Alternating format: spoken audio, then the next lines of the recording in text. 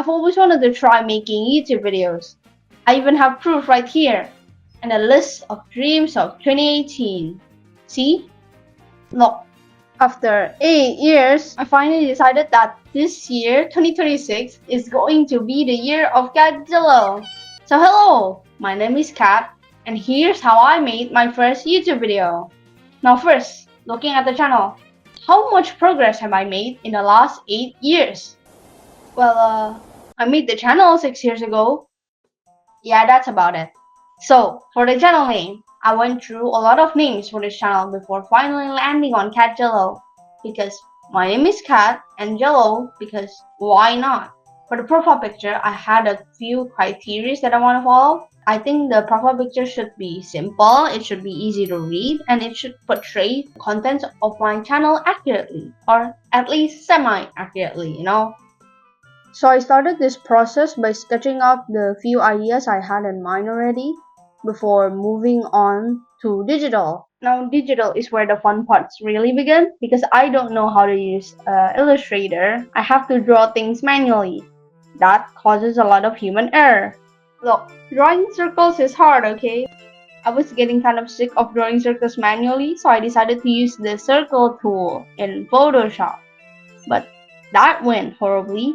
So I decided to use the circle lasso tool instead. I think that went a lot better than the other method.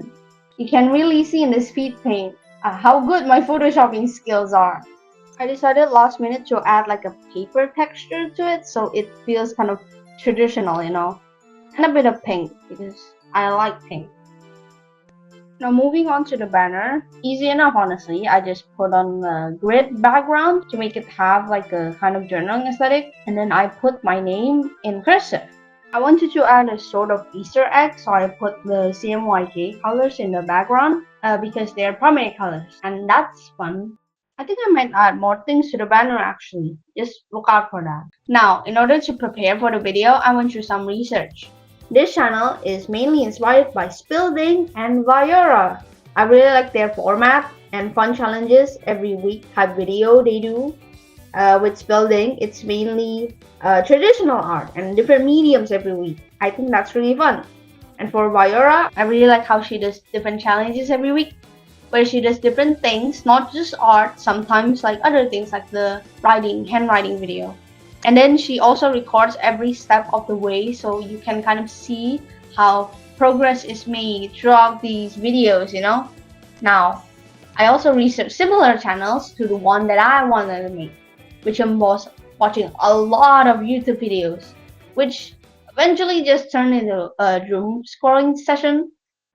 Now on to the scripts. I hate scripts.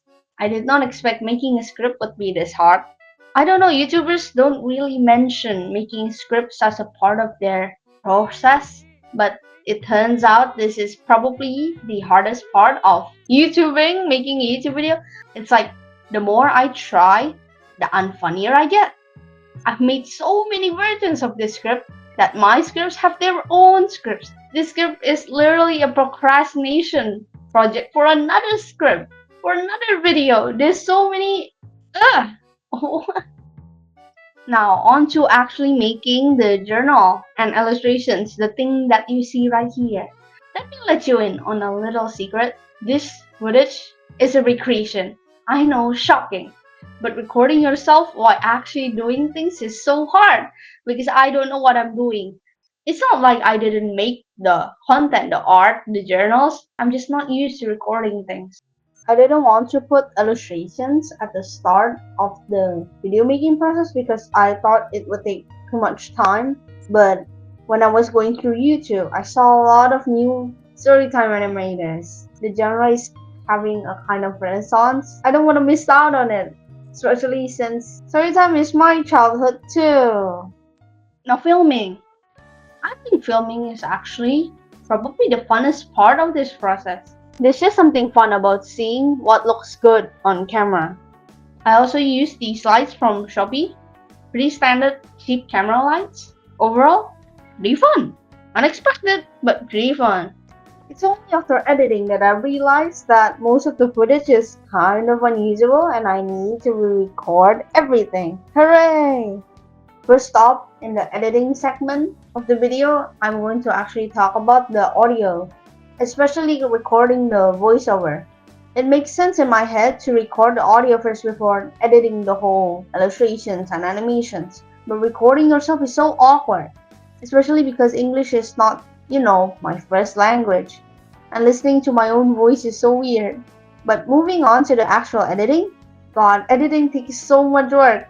This is such a daunting and tedious task because I've never done something on this scale. I have to cut out the audio and structure it in a way that makes sense for the storytelling of the video, and then I have to put the clips according to the audio, then I have to put the illustrations and then the motion graphics and then the music. There's a lot of things to think about in the video editing, and it scares me a lot. That's why it's taking a lot of time compared to the other process. Finally, after all this, we move on to the final part, actually uploading the video. This journey has been filled with a lot of struggles, time, anxiety, blood, sweat, tears. Taking the first step is always the hardest, and I'm proud to say that I did it.